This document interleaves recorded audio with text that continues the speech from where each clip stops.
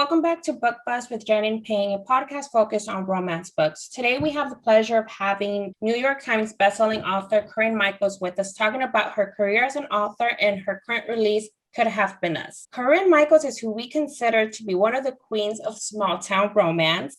Her books are always packed with feels and, yes, all the tears. Well, thank you.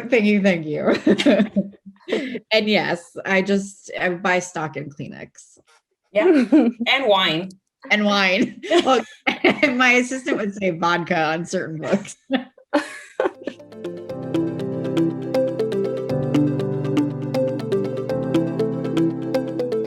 So Corinne, thank you so much for joining us today. And we just want to know, how are you doing? I'm good. I'm so glad you guys had me on here. I'm excited. I love podcasts and I love all this and I love you guys. So you know that. So I'm super happy to be here. And yeah, I'm doing good. I'm writing. I'm behind on my deadline a little bit, but I'm fine. So this is how I was first introduced into your books. The first book I've read from you was Imperfect Match, where you co-write with Melanie. And that was how I got into your Hennington Brothers series. And then the rest is history. I've read all your books and I can't tell you how much I've cried with all your books. So thank you for making me cry. I didn't know that Imperfect Match was your first one. Yes, it was. Mm-hmm. I love that book. It was not like I don't know why, but so many people, they loved Hold You Close. And then Imperfect Match was a little bit different. It was like a little bit lighter, a little bit more fun. And so I don't know, I guess like readers just expect to sob fest. And they were like, what is this? I remember the first book I read from you was Liam's book. It was right before Wyatt's book came out. Okay. I fell in love with the cover. I was like, let me pick up her, her previous books. So I read Liam first. Love Liam. I don't know who my favorite hero of yours is. It's between Liam, Wyatt, or Connor.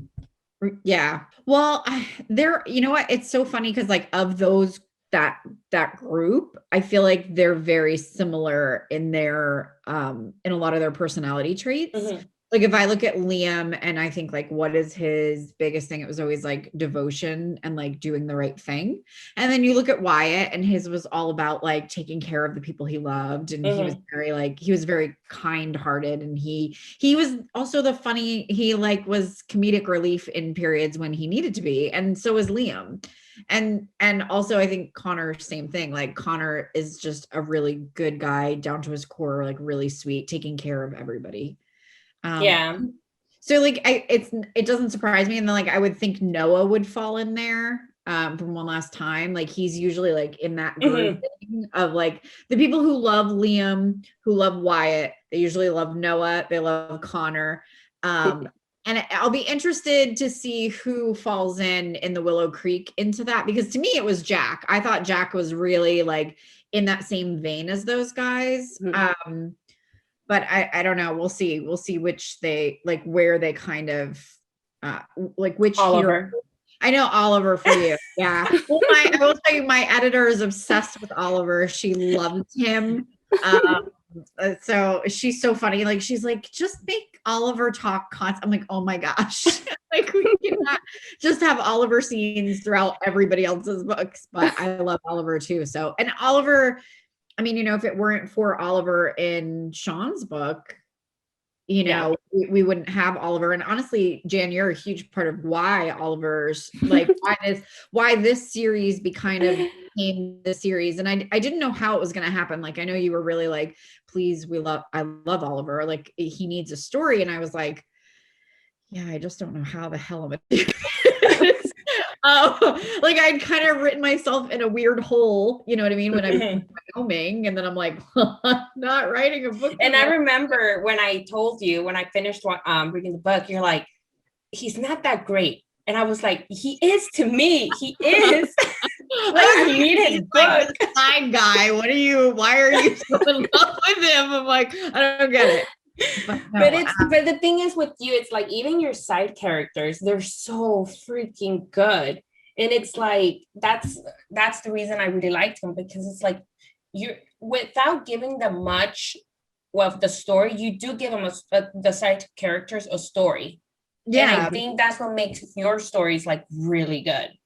Well, I think that, well, I appreciate that because that that's a huge compliment. And I appreciate that. I think that a lot of it comes because when you're building a town and people, if you think about your own personal life, like you have people that are a part of your life, but maybe they're not the central story, but they help fulfill the characters that are the hero and the heroine. So I love side characters mostly because I feel like they just enrich the story in a way that makes it feel very authentic. And when you talk about small towns, especially, like some of my favorite characters are like, you remember in the Hennington Brothers, the little old ladies who would have yes, I love them. They were so fun to write. And they were all matchmaking behind the scenes and doing all these shisty little things. And those characters really did bring that town to life for me. And hopefully that translates into the readers.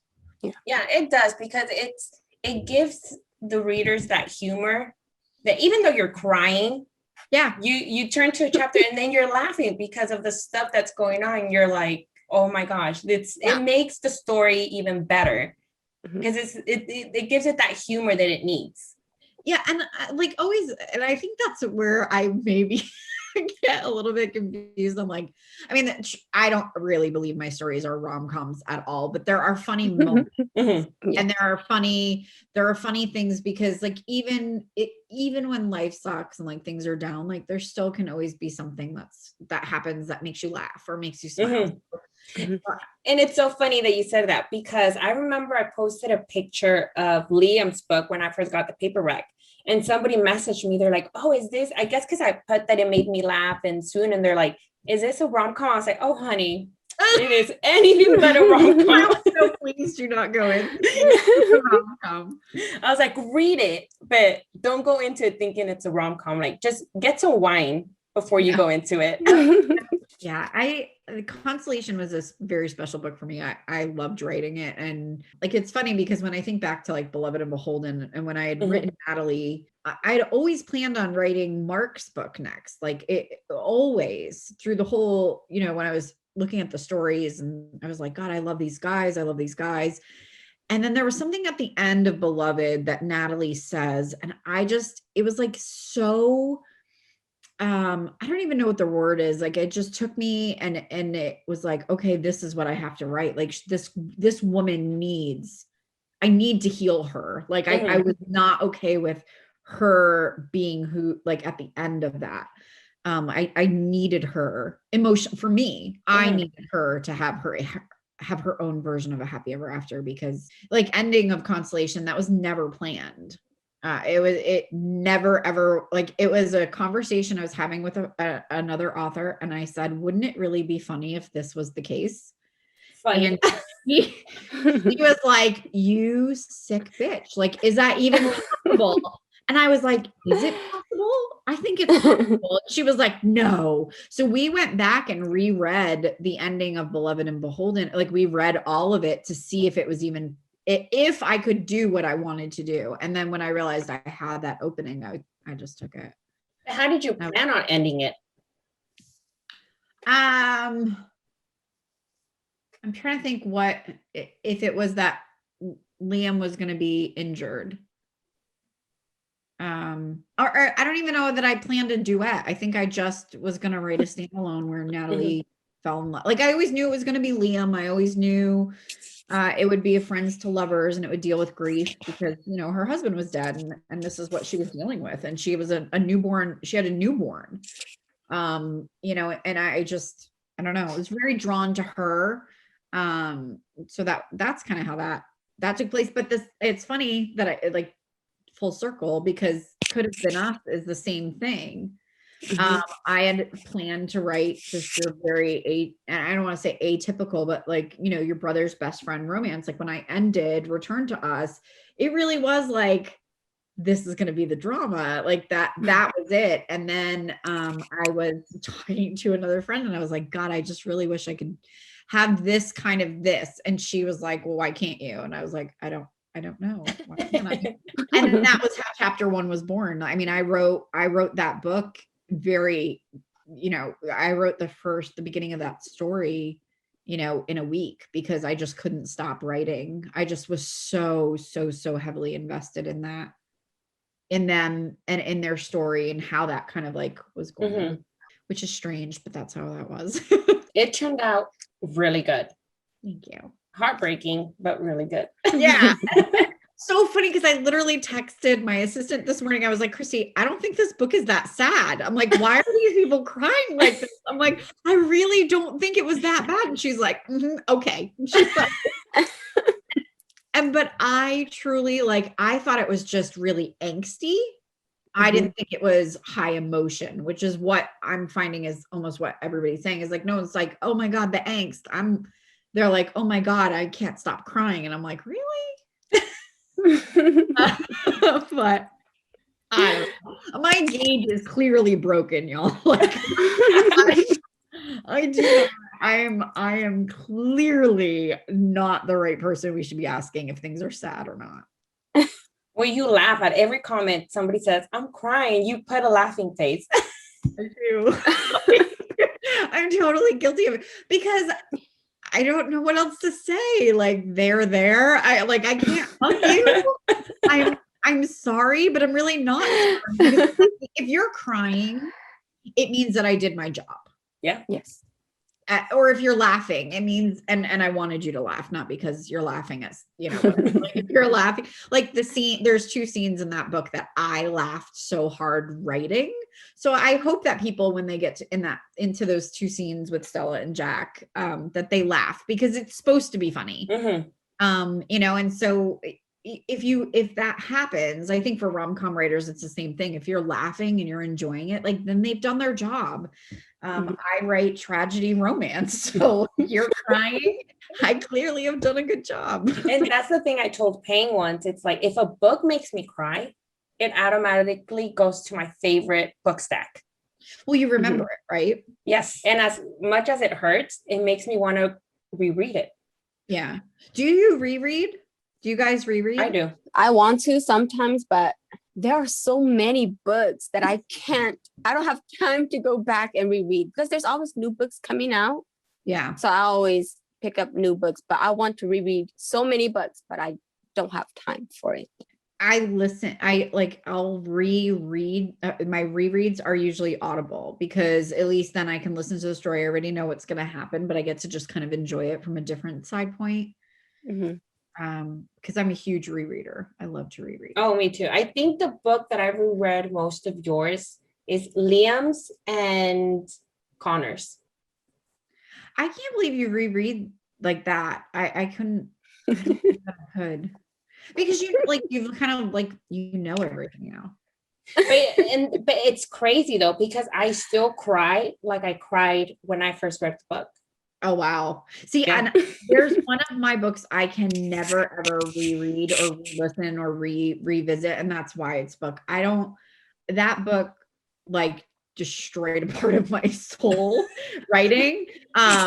Like I cried so hard writing that scene, and my narrator, and we've become very good friends, and she was telling me when she was trying to record it, that she had to record it like 2 or 3 times because she was just crying so hard during those scenes.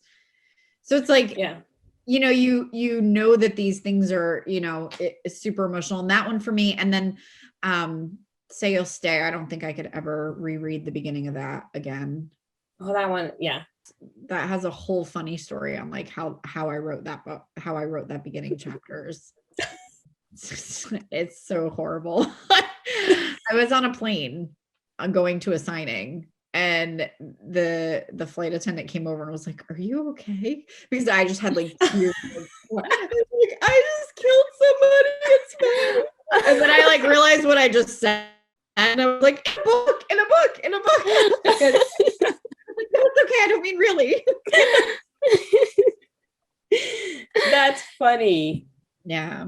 So, I mean, we cry. Well, I cry or I laugh, or I feel the same emotions that the characters do. And then also my own emotions when I read them, when I write. So I just don't think I could go back to those two. Mhm. At least those scenes, I'd have to like skip the sad stuff. How often, after you write a chapter, how often do you rewrite it? Or do you leave it and then go back and reread once you finish the book? So that's more how my process is. I usually write and I do not edit as I go for the most part, Mhm. unless I know something's wrong. And I have learned enough about my process and my brain and my thing, you know, how it works for me. So usually I'll write, and then by the time I've written for an hour or two, I'm like, this is garbage. Like I scrapped 3,000 words or like 2,500 words this morning, and I had just written them, but I was like, something's wrong. I knew it. I knew that it was not, I was just writing to make myself write. Like I'm behind. So I'm like, oh my God, I have to write. And I wasn't really writing what needed to be written. I was just writing to write. And then I ended up deleting it all. And then I replenished all of what I deleted and wrote another 1,000 after that in less time than what it took me to do all day of those words. So that's usually what I know. If I'm really struggling and I'm just like, ugh, I usually know that there's something that I'm not listening to. Do you write in order, like chapter, or do you? I write completely in order, start to finish. So I have a really hard time moving on if something's wrong in there, which is why I've learned to listen to myself and say, okay, no, this is not okay. And that's why I deleted that this morning. Like I was like, nope, this is not working. I'm doing something wrong because I think that's what needs to be done and it doesn't. I don't usually self-edit too much until I finished, because then I know like the story is, the only time I edit is when I know the pace is off, or I know that like something is there that shouldn't be there, or something needs to be there that isn't there. And it's usually big scenes. Like it's not small words or like rephrases. It's usually more like I'm missing a chapter or, you know, like this, like I knew that this, for example, with, you know, Delia and Josh's book, like I was like, oh my gosh, there's nothing, like they haven't gone on a date. Like I knew that there needed to be a date in there. So I had to go back and like plug it in the right place. So it's like stuff like that. But that's a whole chapter, you know, it's not a small ad. So since we're on the topic of how you write your books, how did you get into writing? I've always written, like I remember in high school, I was dating this guy, and he wasn't going to college in Minnesota, and I wrote like the story of our relationship. Like I was such a dork. And I had it on like one of those floppy disks or like a hard disk. Like I wish I had kept it, because I remember like changing the names of who we were, and it was fiction, but not fiction, you know? And then I wrote short stories for the most part. I just really liked getting from point A to point B very quickly. I didn't love the middles. I don't know why, but I didn't. So I wrote those, and then I was a romance reader. I mean, true and true. Like I've read Danielle Steele and Nora Roberts and Jackie Collins. Like I grew up reading romance and Nicholas Sparks. Like that was my thing. And then I got into Twilight, which most of us did. And then you know, and then 50 Shades of Grey. And then I got my first Kindle for Christmas the year they came out. Like I'm talking, so I've always been a reader.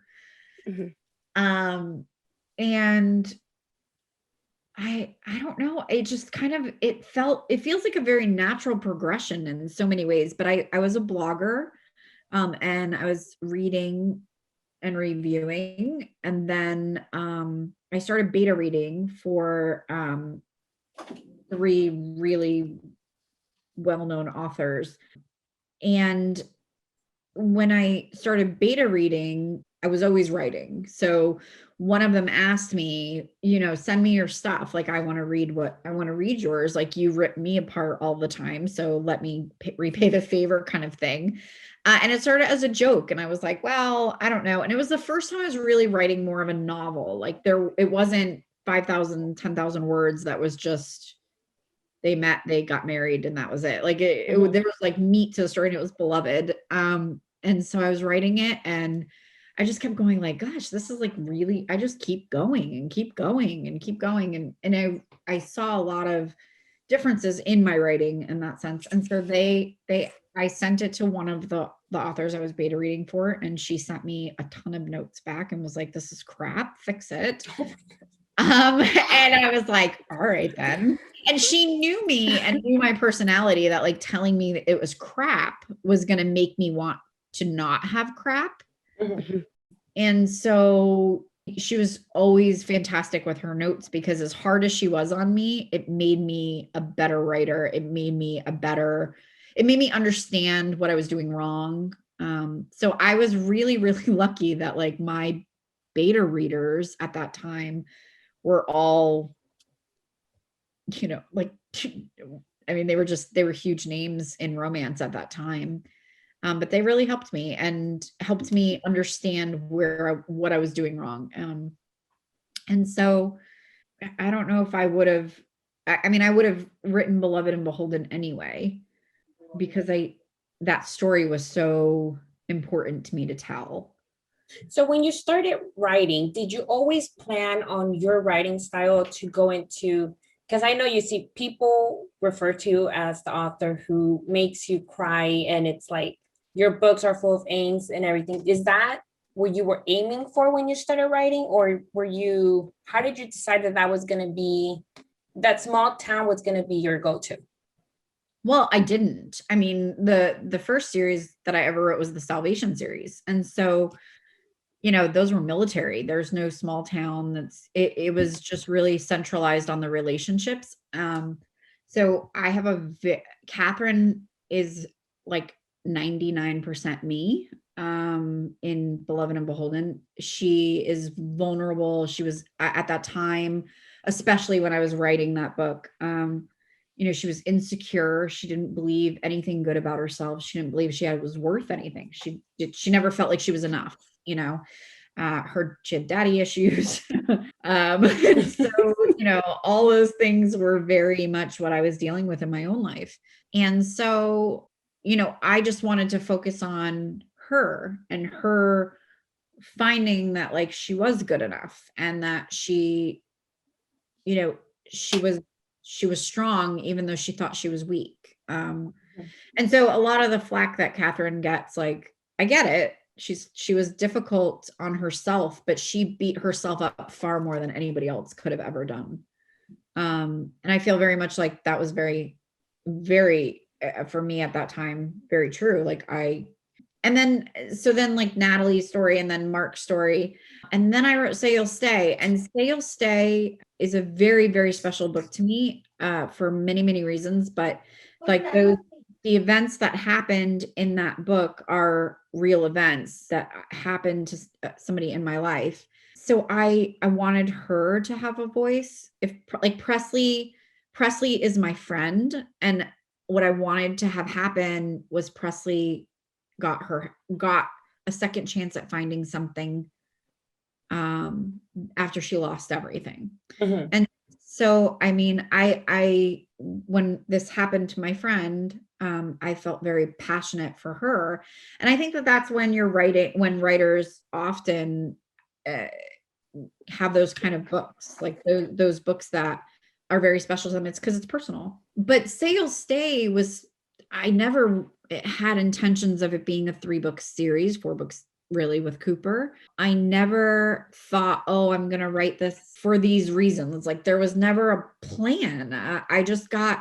I wrote Say You'll Stay. I set it in Tennessee because my friend lived in Texas, and I wanted like a country feel. I wrote it the way that it was, just because that was how I saw it. And then when that book was done, I immediately was like, I love this Wyatt guy. Like he totally needs a book like that. Yes. And that was how innocent it happened. Now I'm a lot more deliberate. The Arrowwood Brothers was definitely a planned out thing. I was like, okay, I want 4 brothers. I want it like this.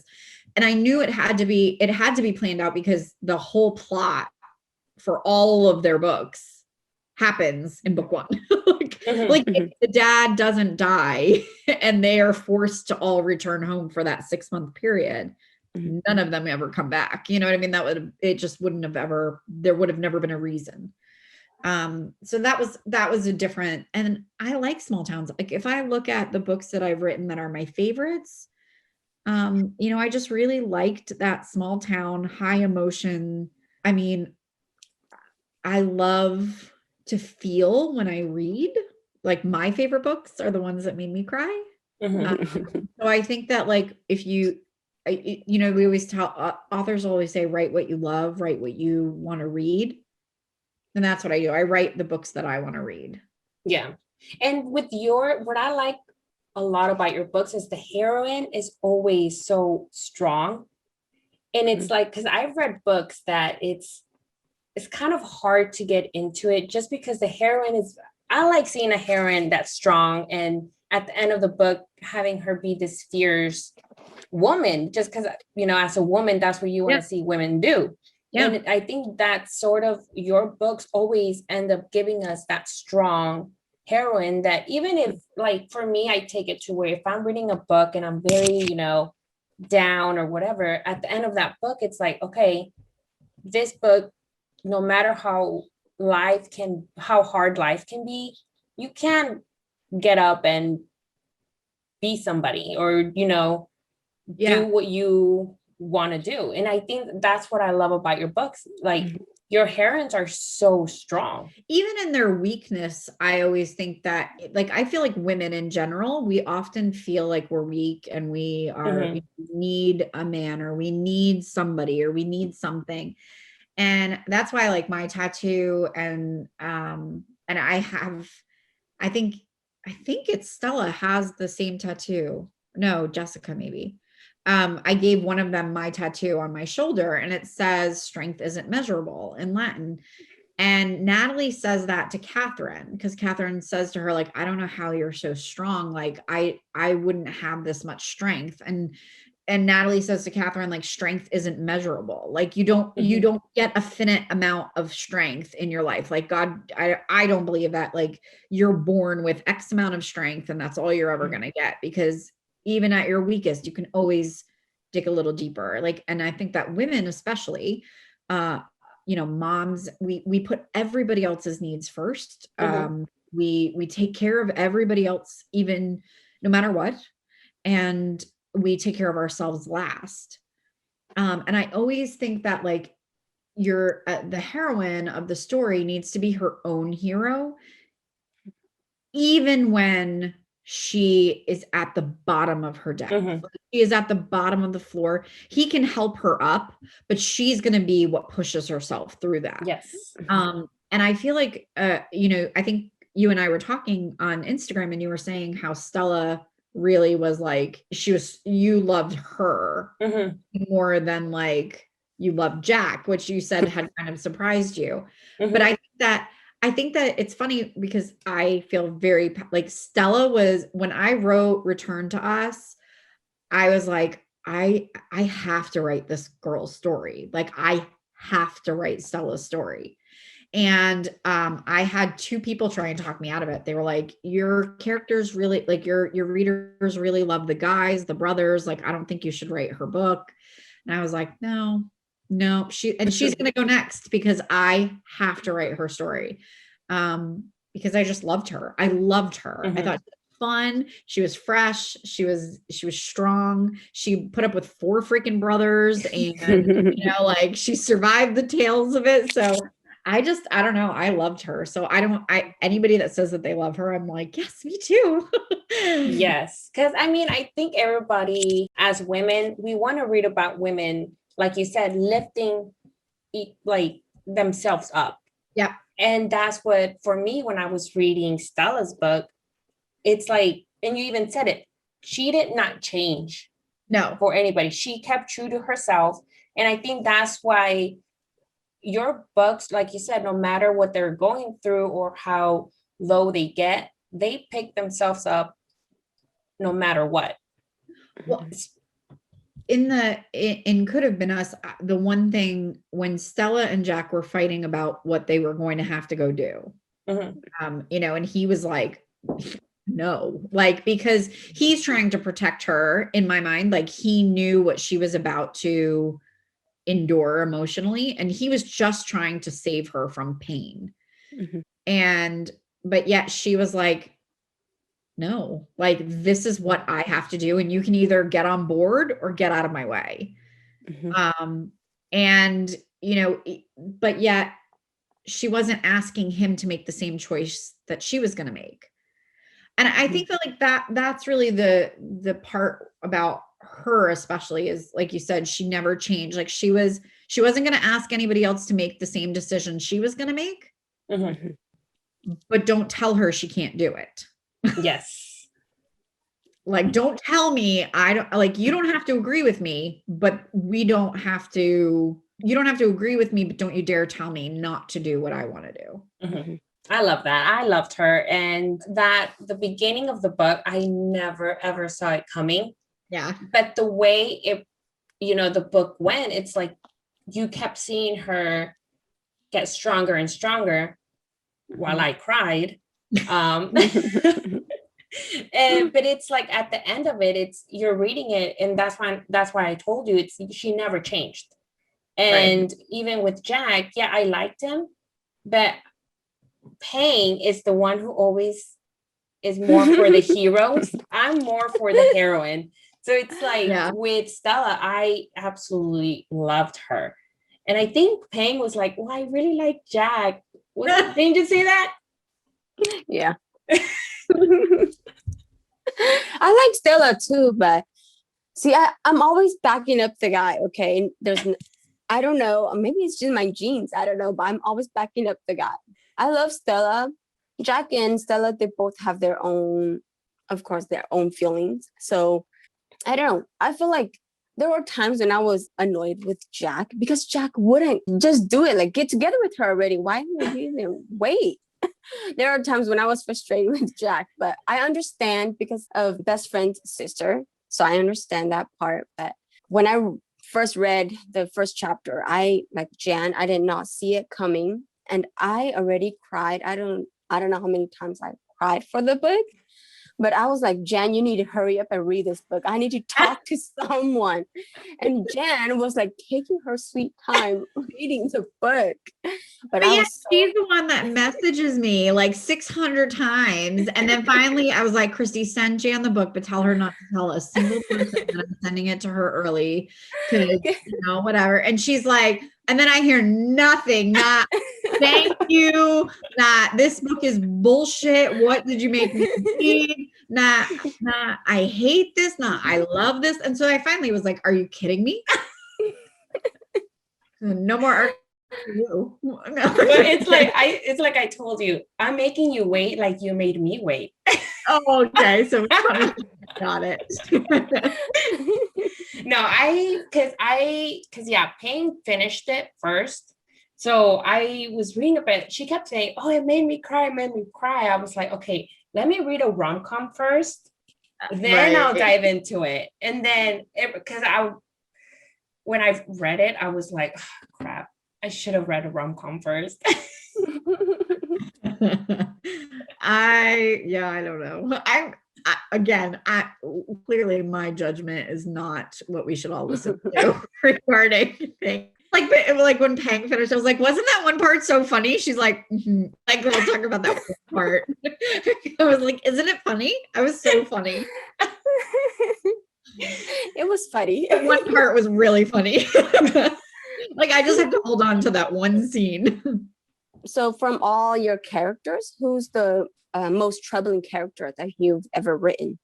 Troubling? I hate saying this because it's like one of my friend's favorite characters, but Trent was the hardest for me. Really? Yeah, Trent was the hardest for me. I struggled so much with his book. It was the first time that I've ever written a book start to finish, sent it to my editor, and my note was, I broke this book somewhere and I don't know where. And she was like, I'm sure you didn't. And at like 37%, she called me. She was like, can you get on the phone? And I was like, I broke the book, didn't I?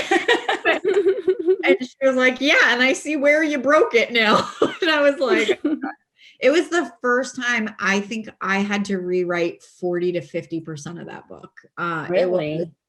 It was just, I struggled so much with Trent himself and with what I wanted. Like that was where I really broke it, was that I wanted the book to be something, and the book should not have been what I wanted. And that was the first time I really learned a lot about me, is that I need to trust. I need to stop trying to force things into where I think they should go. Like, yeah, I might want this to happen, but that doesn't mean that it's going to work, or that doesn't mean that that's the right something. The stories that I've allowed to just be what they were and let them kind of like tell themselves, and I'm just kind of there like finishing things. Those are the stories that are better, or that I enjoy writing more. So Sam was really troubling for me in the fact that like my characters were really not, people didn't understand why Grace and Trent were the way that they were, even though my best friend is Grace. And like this guy who won't commit for like 15 years, like she just keeps being strung around. And I think that was why I wanted to write that story, was because I was like, there's got to be women who are going to read this book and be like, God, this is me. And so there was a lot of people who didn't understand it, and they thought Grace was a doormat. She was, Trent was completely undeserving, and I didn't really know why people felt so strongly about that, but to me, their reasons were what their reasons were. But yeah, that was probably my most difficult character get right. So when you say difficult, like, do you usually, does it take you longer to finish the book when that happens? Like, do you set yourself a deadline of when a book needs to be done? Yes. So but like there, so many things can contribute to why I'm missing a deadline or why I'm taking longer. But yeah, so I know how long it takes me about to write a book. I don't write on the weekends. So that's a really big thing, is like my weekends are for me and my kids and my husband, and that's that. However, I will have to write every day for the next like 2.5 weeks, every day, including today and yesterday.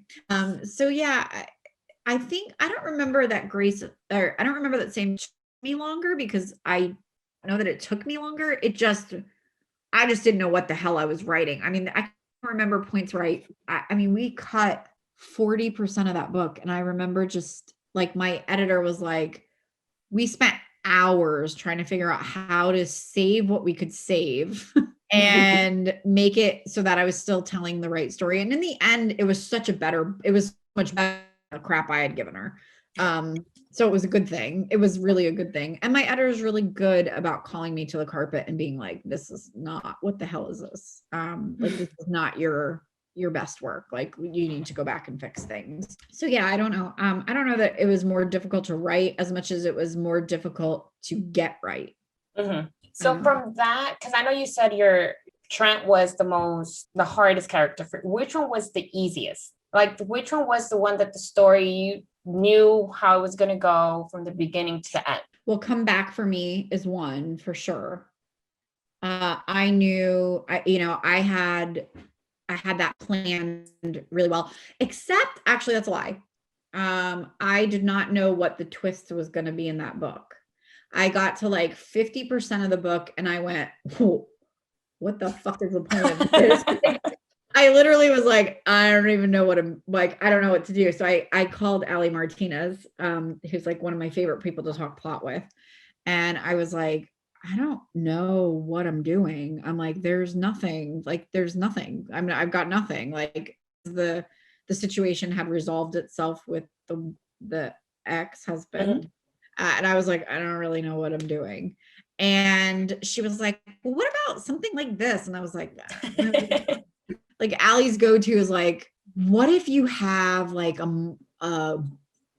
she's the most, her twists are so fucked up. They're amazing, but they're so not me. So it's always good to like spark me to start to think. And so we started talking, and then I came up with like what their breakup, like what was going to cause their breakup. And that was when 𝐁𝐥𝐿𝐿 showed up and said what he said.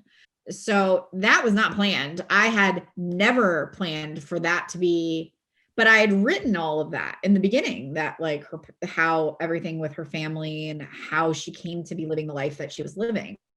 So it kind of like, in a way, like this is what happens to me a lot. And what I've learned about when I talk about my process on not fighting things, because there will be something that I do and I don't know why I'm doing it. And then all of a sudden, 6, 7, 8, 10 chapters later, I'll be like, oh my God, I did that in this thing. And now I can use that and I can make this go here. And so sometimes I'm writing pieces of puzzles that I don't know why that puzzle piece is there until I get a little bit further and it becomes a little bit clearer. And that was Come Back for Me. That was Return to Us. I didn't know what was going to happen there. And then that happened. Come Back for Me, same thing. Like I don't plan, and I find them not having a plan is better. But the easiest, God, I don't know. I really don't know, because I feel like if I look at my books, like if I'm sitting here and I like look at my thing, like I could be like, that was easy to write. That was easy to write. That was easy to write. Same Yours, not so easy to write. Not Until You, not easy to write. All I Ask, not easy to write. So there's really only, like, if I look at my whole stack, Fight for Me was really hard for me to write. But then The One for Me was like the easiest book I ever wrote. Like I had so much fun writing that book. Same with Stay for Me. I really enjoyed writing that one. Like I think there's always one in every series that you're like, you are not my favorite. So I don't know. I have a feeling I know which book in this series was not my favorite to write. And sometimes that's really because of what's going on in my life, not so much about the story. Fight for Me was that way. The pandemic had just started. I was we were dealing with so much in my home with, my husband and the kids, and everybody was home, and all of a sudden our lives got flipped upside down. So here now I'm trying to write this story, and I didn't want to do it. I just didn't want to write. But I pushed through it, and I think it's a good story. It's not my favorite, but it's a good story. And then after that, I wrote The One for Me. So, which I friggin' loved every second of. So, I think sometimes you just have to power through. Which one's your favorite from that series? The One for Me. It was my favorite. It's my favorite. I love Devaney and Sean. I love their story. I love what happened. I loved her. I loved like how sweet he was and how he was there for her through the whole thing. And the things that I like about those stories and the characters and the way that those go is often the things that people don't even realize. But for me, it matters. Like the fact that Sean never walked away from her. He never gave up on her. He didn't. He was willing to take her however he could. She was enough for him, just everything. And he would have given up everything for her because he loved her that much. And I feel the same way. Like when I look at when I look at Could Have Been Us, like Jack would give up everything for her. It didn't matter what she was asking of him. He would do that to make her happy. And I think that's what he says in the book, that no matter what, he's gonna be there for her. And it's so sweet. I loved him.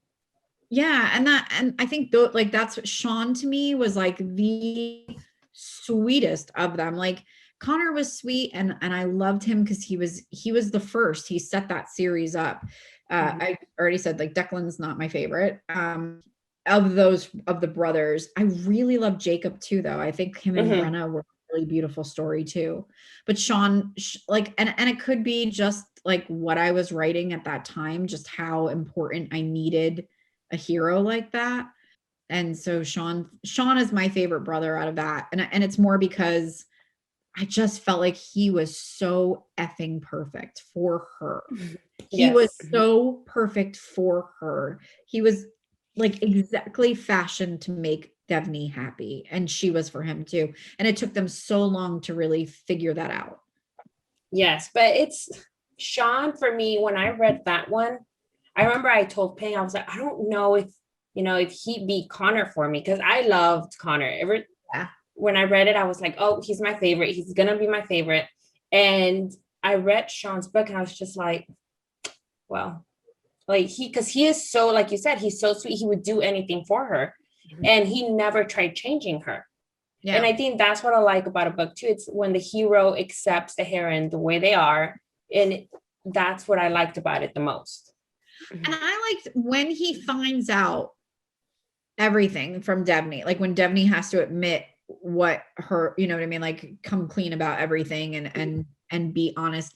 He was just like, he didn't act like an asshole. Like he didn't make her feel like shit. She already felt like shit. He didn't need to make her feel worse. And I think that like, those are the moments for me as a writer, like when I'm writing this and I'm sure readers are thinking he's going to flip his lid. He's gonna be like, you're a liar. I hate you, whatever. Cause he could, right. He could have act like most men in that situation. And he didn't, he wasn't hurtful to her. He didn't make her feel worse than she already. Yeah. And like with your books, it's like the same thing that you did with Stella's book. I think you write it because we never know as the readers how you're going to do the story. Because how every single time how we think it's going to go, it's the opposite. Yeah. It always happens. So I remember I told Pam, I was like, I'm going to stop assuming. Yeah. I mean, I am 100% sure most people are going into Jack and Stella's book thinking it's going to be your atypical brother's best friend, where like the big problem, the big problem would be Grace. And I didn't want that. I didn't want that to be I was just like, oh, how am I going to do this? How am I going to do this and not have it be boring? And then I was like, haha. But that twist is what keeps the readers hooked. Yeah. Because I wanted to know what was going to happen. Yeah. I was like, okay, like, how the heck is this going to work out? Well, yes. I didn't really know. But so again, I talk about like those little puzzle pieces, like what happens, like, so how the ending becomes the ending. When I wrote that in the very early chapters, what happened, I had no idea that I would be able to bring it back and have that be how that becomes, how that chapter closes. Yeah. I was so surprised that you ended it that way, because I love the ending. Yeah. I didn't think it was going to happen, and I was already so heartbroken, but it's like you did it so good. Yeah, I did not know. I think at one point I was talking to my friend and I was like, I don't know how I'm going to fix this. Like, I broke this shit so bad. I don't know how I'm going to fix this. And she was like, yeah, I don't either. Like, okay. But then, I just had to keep letting them figure it out. And then they did. So I was glad, very glad. And it makes you understand, like you said, the puzzle pieces, how it makes what she had in like her scenes and Return to Us make so much more sense. Yeah. When you read her book. Yeah. Yeah. Well, and it's so funny because even like one of my favorite scenes in Return to Us is when Jack gets drunk and shows up at his house. He's like, I don't even know. I don't even like her. Like he's like belligerent, and Grayson's like, who's her? And he's like, I don't even like her.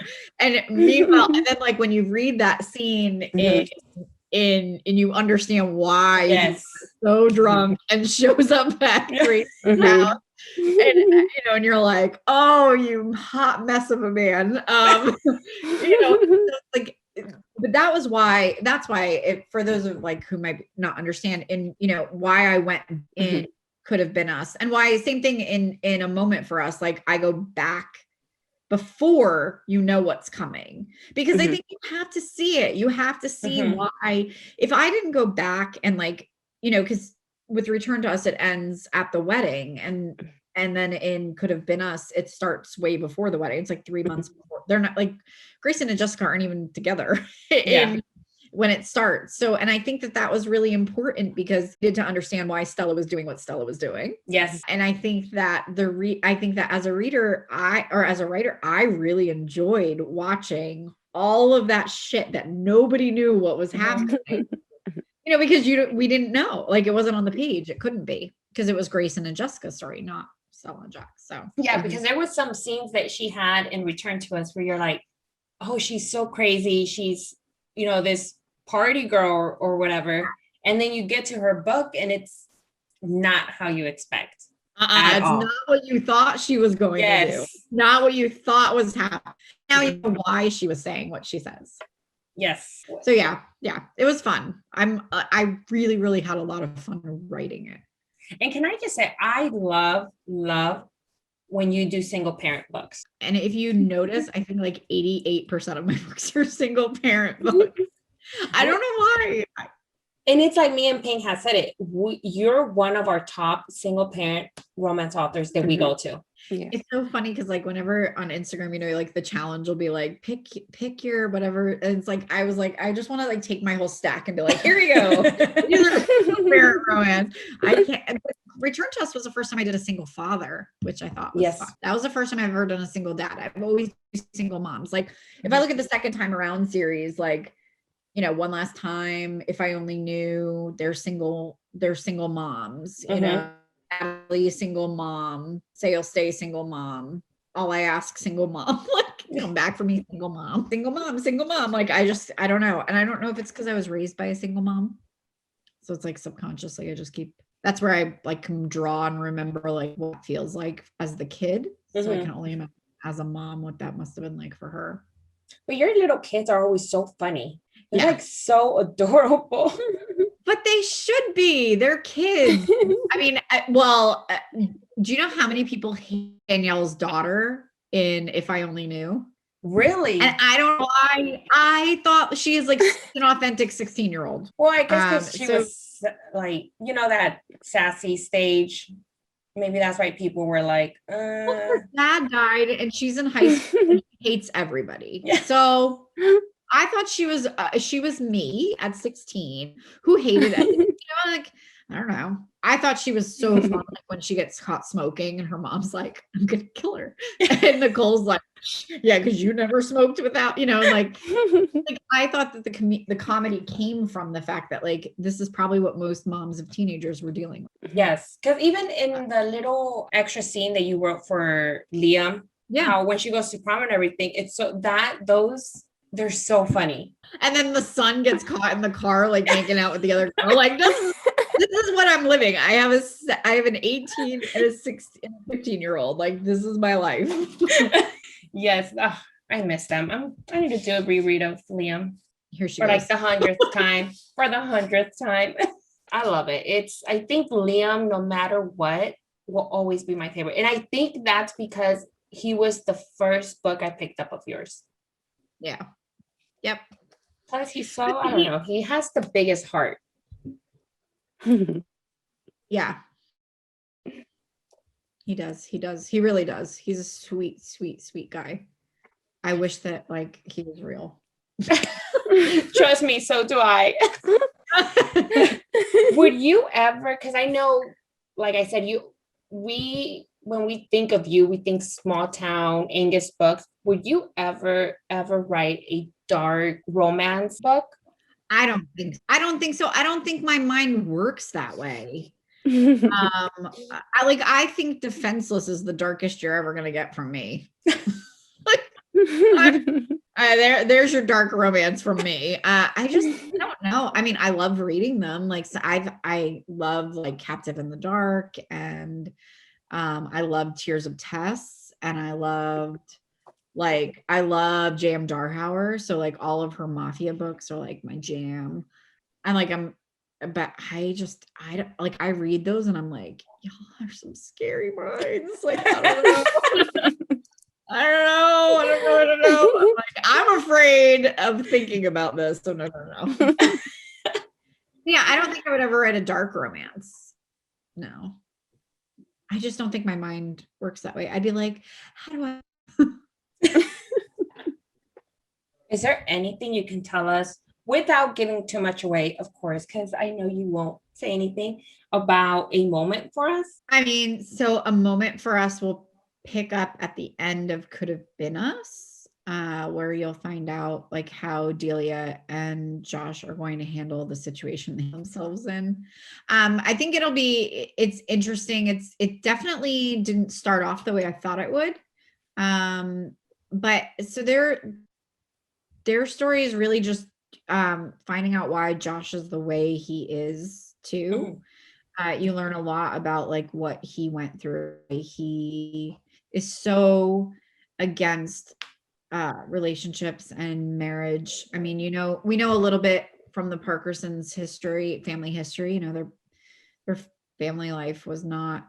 It was what do they always say? Like people in glass houses kind of thing. Like on the outside, if you looked in, you would think they were living the perfect life. They had money, they had everything they could want. But when you look into the heart of it, their family life was not great.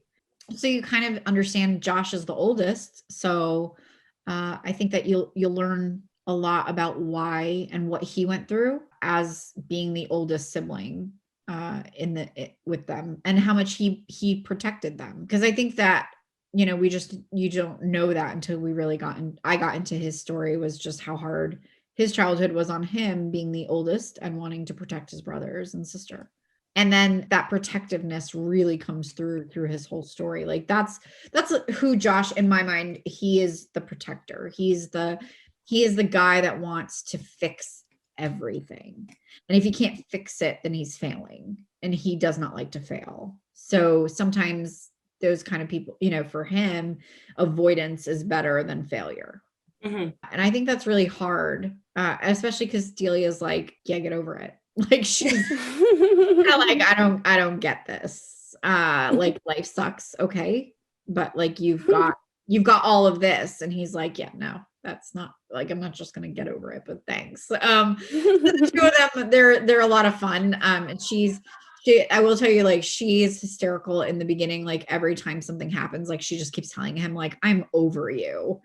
She must say it like 100 times. She's like, I'm over you. Like, are you? And she's like, I am over you. So they're kind of funny in like in their friendship and how things change. And I think that's what I'm so curious about him, because you haven't given too much away on him. Yeah. Only the little bits and pieces that we gotten. And I'm so curious about him. Yeah. And I will say, I'm really excited for Alex and Odette's story too. I know like it's another book away, but I think that the twist in that one is going to be really fun. So I'm excited to write that one. Because it's more of like an enemies to lovers favorite. So yeah, I mean, like they have, we know a little bit on why he hates her, but you really don't know why he hates her at all. So he won't, so it'll be a lot of fun. I'm excited on how that's all going to shake out. When is that one releasing? I don't know. I don't have that one up for pre-order yet. I have my dates all set, but like I was saying earlier, like I'm behind right now for the first time. I've been like 2 books ahead, and my release schedule is just really, really, really tough. And, we had some stuff go on here, with the kids being home, and my son's graduating this year from high school. And, we just have a lot going on. And I'm like, do I want to overcommit myself and make myself crazy? Or do I want to enjoy this? Time's never going to happen again. Like, yeah. I'm not, like as bad as like things were this last year, I feel very fortunate that I got to spend some time with my kids that I probably never would have gotten. They would have been out partying, or, not partying, but like, my kids would have been out doing all of their things and sports and running around and working. And I got some really like focused time with my kids before they go off to college. So, with this being, with him leaving for college, I just kind of want to I don't know. I'm not sure that I want to spend all summer Glued to the computer. glued to the computer just to get out something. I'm like, I might give myself a little bit of breathe. Because already, I released a book in February. I'm releasing in April. I'm releasing in June, and then that one will release in August. And I'm like, I can't keep up at that rate. So I think I'm gonna take some time and just breathe a little bit and just let myself write at a pace until I can jump back in. And I always say family first, because no matter what, I mean, the story's always gonna be there. The readers are going to be there, and it's good that you're going to take that time, especially for someone, because your son is graduating high school, right? Yeah. Because I mean, that's amazing. My sister, I know last year she graduated, because she was in dance, so she missed everything. Yeah, because of everything. So that's what my mom told. She's like, well, at least we're together. So it's like, I always say family first. So plus you're releasing back to back. Yeah, this has been the most intense release schedule I think I've ever had. And I felt that way with the Arrowwood Brothers. Like I really wanted all 4 to go out in the same year. And that I was able to do that. But this one, I knew I was never going to get all 5 books out in this year. Like there was just no way that was going to be possible for me. And yeah, so I'm not even going to try. And I wasn't planning on it. I mean, if the stars align and the world shines down happiness, then I would probably release. My plan was to release that one in November. And then the last book, which would be Oliver's book, would be early 2022. But so kind of the way in the Arrowwood Brothers, like we saw every 6 months and we saw like what's going on with each guy in their farm and within taking. And so the same thing kind of now with the resort, like you'll see the resort in different stages. So their stories kind of correlate to what's happening with the resort. So I need to be like cognizant of that too. So but it's cool. It's fun to have like one centered piece. Yeah. like there's one theme that kind of goes through all of them, which I love with this one. Yeah, and I mean, you're saving the best for last. So I'm telling you, I really do like Oliver, and I think his story will probably be the least emotional of all of them. So I'm like forewarning that. Oliver, I don't have this like dark twisty past for him. Like his past is that he was broken up, like that's it. Like he is so like easygoing and easy breathe. Like he is the comedic relief of the group, and he is. And when I was reading Stella's book, I had no idea he was gonna be that funny. Yeah, like I did not expect his character to be like that. Yeah. And honestly, when I was writing him, I didn't either. I really didn't know that Oliver was going to be that, like the jokester and the kind of like the clown in the group. But he is, and he's super fun. But then it also like makes sense now a little bit too, like why Devney would have been attracted to that, because he was funny and he was sweet, and he is sweet. He's like a sweet guy. I mean, he's like the uncle that they all love, like the kids love him. And so yeah, I think it all like it's shaking out really well for me. And I'm super excited about his story too. So we'll see. I'm excited. Yeah. Like I'm ready. I know. And you're like, when are we getting? I'm like, I have like 3 books to finish before I hit. Sure, we'll get right on that, Jan. I remember I asked you, you're like, oh, I think it's coming out next year. I'm like, okay. I'm like, I'm just gonna go with the best for last. It's okay. Yeah. And he will be the last story, because of what I want his story to be, like because of what I know the trope is and what like, where it'll be. The resort has to be done. So he's got to be the last one. I'm excited. So yeah, me too. I really am too. So you teased a little bit about up on Facebook today. You loved me once. Can you give us a little bit detail about it at all, or no? Yeah, I mean, God, that book. I wrote You Loved Me Once, the very first version of it, in 2015. And it was just a passion project. I wasn't really sure what I was ever going to do with it. I really didn't think I would ever publish it. So yeah, it's changed. I rewrote it last year. Again, I pulled it out for the first time after somebody else read it. And I went and I started doing some edits on it. And then, so I reworked it last year, and it's a little bit, it's a mix of like Grey's Anatomy meets This Is Us. Like that's the way I can describe it. So it's got the medical aspect, which would be like the Grey's Anatomy part, but it's also in Grey's Anatomy. To me, the Grey's Anatomy part is the doctor relationship, you know, in their lives. Like the doctors are doctors, like in my head.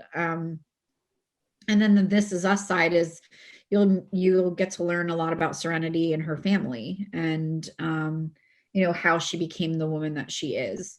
So it's like a women's fiction romance. So there is a very heavy love story, but really the story in so many ways is a women's fiction because it's about her. Like it is her story. And her finding love just happens to be part of her story.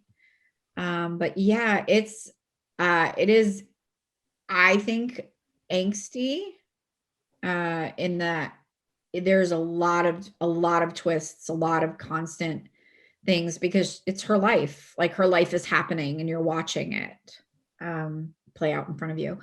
And so I'm really excited about it. I love this book. I have so many feelings because the narration, I'm over the moon over. So it's going to be narrated by Julia Whalen, who is one of my favorite narrators. You know, she's like my unicorn. And so when she signed on to do it, I was like, oh, okay. I was like, I might die. And so, yeah, she's amazing. And it's different, but it's still your Corinne Michaels book. Like you're going to get what you expect in terms of like the high emotions, the high stakes, everything, you know, when you're dealing with people's lives, it's high stakes. So, you know, Serenity makes decisions that affect everything. And, you know, in the blurb, it says like one moment changes everything in her life, and her having to accept that and deal with that, and she can lose everything in that one moment. And I think that was really, and yeah. Well, I'm scared because when I saw that you said think Grey's Anatomy / This Is Us, I was like, oh, great. This Is Us makes me cry in every single episode. Yeah. And I don't think, so like when I say the This Is Us part, it's more like, you know, you see in This Is Us, to me, like you see their family dynamic, and you see their family, what they went through and how they became who they became. So Serenity is a lot of the same way. Like you're going to see how and why she is the way she is based on the things that she went through as a child, through her family. Her brother is a mess. Her father, you know, is set in his ways. You know, she's a doctor. Everyone expects her to fix everybody, you know? And so and like the very first line in that blurb, like, I'm losing myself trying to save everyone. It's like exactly her. She is trying so hard to keep the world together. And at the same time, she's falling apart at the seams. And I think it like kind of goes back to what we talked about earlier, you know, like women just tend to take care of everyone else before themselves. And she is the epitome of that. So yeah, like Serenity, her story is very, very, very special to me. And I'm excited for it. I hope that people love it as much as I do. I mean, I'm excited. I am going to ask Christy though, how many times did you cry? She has not read it in so long. And she even said that to me. She's like, I'm going to have to read this book again. It's been like 4 years since she's read it. Because like, it was funny because when we were sitting here talking earlier, and I had said like, oh, it's been 3 years since I wrote this book. And then I was like, it's actually been like 6 years since I wrote this book. Like I wrote it in 2015. So, I mean, it's been, I didn't realize we're in 2021. So like, there was like this part of my mind, I was like, it's been 3 years because I've been saying that. It seems forever. But yeah, I think it's always what I wanted to write. I always liked, you know, the women's fiction side of writing. So this was a fun project for me to be able to not have to stay in the lines of romance. So that's why I'm not calling it a romance, and I'm not really calling it women's fiction, because it's kind of a mix of both. Like, you know, with romance, there's very clear parameters. And so Serenity doesn't follow the parameters. Because it You Love Me Once just doesn't. It doesn't follow your, you know, your the typical flow of a romance novel. It's a little bit different. Yeah, I'm excited for it. I love the title. Me too. Me too. And you'll understand why. So like, it is the perfect title. And I have to, like, Kennedy Ryan and we bounced titles back on this book for months. Like, I would be like, what about this? She's like, that sounds stupid. I'm like, okay. Like, what about this? She's like, that sounds like a horror movie. I'm like, okay. I'm like, what about Let the Bodies Hit the Floor? And she's like, I'm done with you. And like, we would just like go back and forth, like laughing and trying to like find a title. And then I was like, God, you know, like, he loved her once. And she was like, huh. And I was like, what about? And so like, we were texting, and that was, and then it is literally, if you saw my documents, you'd be like, what the hell is wrong with you? Because like, it changed at least 6 times, this title. Like, as I was writing, like, it first started I called it Finding Serenity. And I felt like that was really fitting, because it's all about her trying to find, and her name is Serenity. So it was like, you know, Finding Serenity is kind of like perfect. And then I was like, no, it's not. And then, you know, it was like every time I would start a new draft, I'd save it as another title. And so there's probably like 7 drafts with different titles on it. And like, I'll go in there and I'm like, oh, it's all the same book. Okay.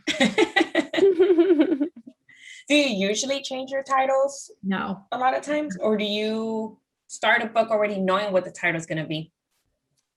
So I knew Come Back for Me. I knew all of those books.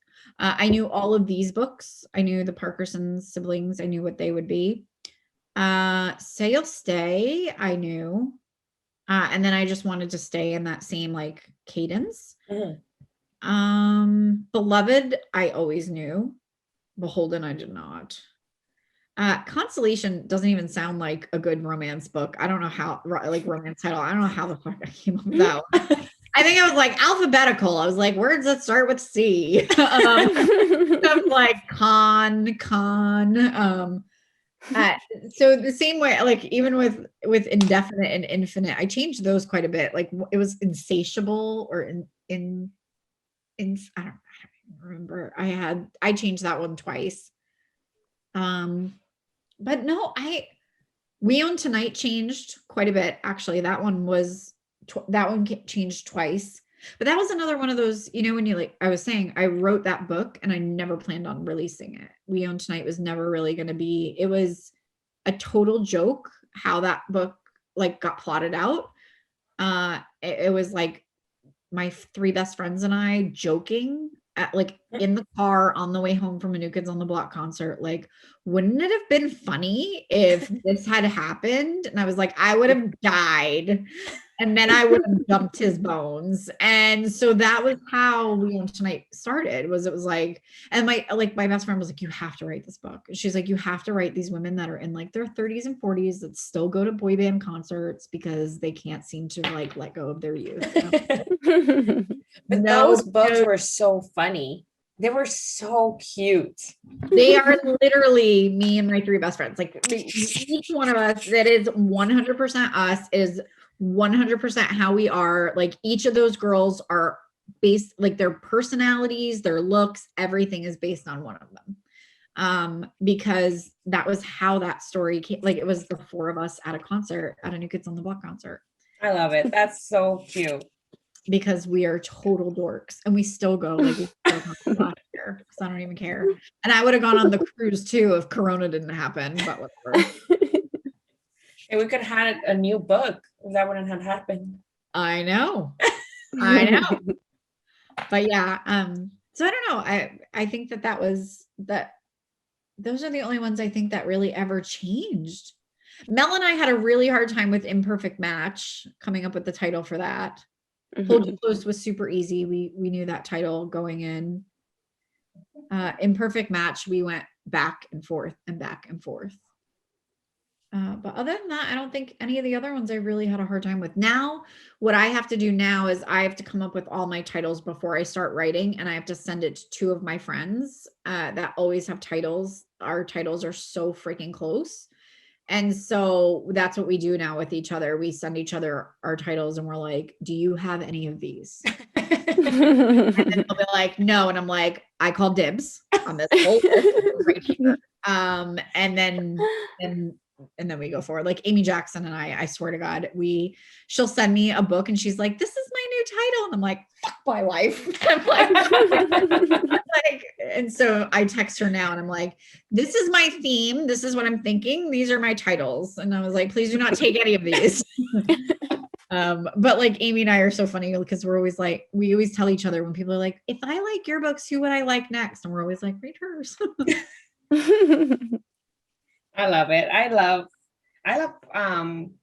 A.L. Jackson's books. Her books are so good too. Yeah. Especially the recent one that she just released was really good. Yeah, I love her. I read A.L. Jackson, like her very very first book. And her and I still talk about, I have a signed copy of it somewhere. And like I love her. Like I love her. She's one of my favorite people in this industry. She's amazing. I met her at Book Bonanza. Yeah. Yeah. The same year I met you, which was not last year, was the year before. Yeah. Yeah. Yeah. Book Bonanza was so much fun. I miss signings, kind of. I'm trying to convince Payne to make sure she comes next year. Yeah, you should. You should totally go. I'm planning to I'm saving money so I can go.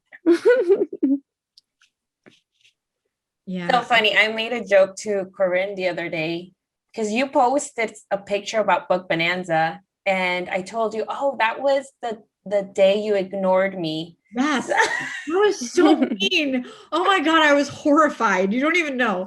I was so upset. I was like, no, I did not ignore you. And you were like, yeah, no, you totally did. And I was like, oh my God. I think I was going to shut my phone off and like shut everything down. I was so upset. I was horrified. I was like, we know it was not mean to you. I would never. I was like, no.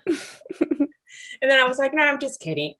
No, and then you like sent me the picture of us and a picture, and I'm like, is she just making this up now? Is she just trying to tell me like that joking because she knows I'm like ready to slit her wrists? Okay, great. No, that was right before you went and stole Natasha's books off her table. Yes. You know, that girl still doesn't learn because she did it again in Philly, and I took all her books then too. One day she's gonna learn. I literally told her when that happened, I was like, you need to come up with a good prank to do to her on the next signing. Yeah. I was like, do something she won't even see coming.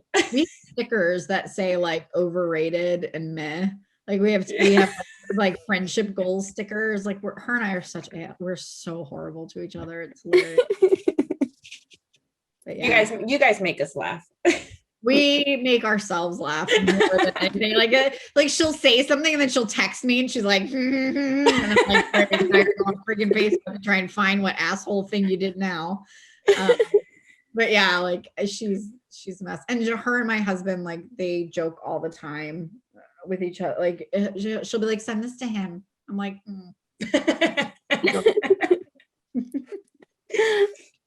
But she is the last author that I got to spend any time with. I happened to be in New York for All I Ask.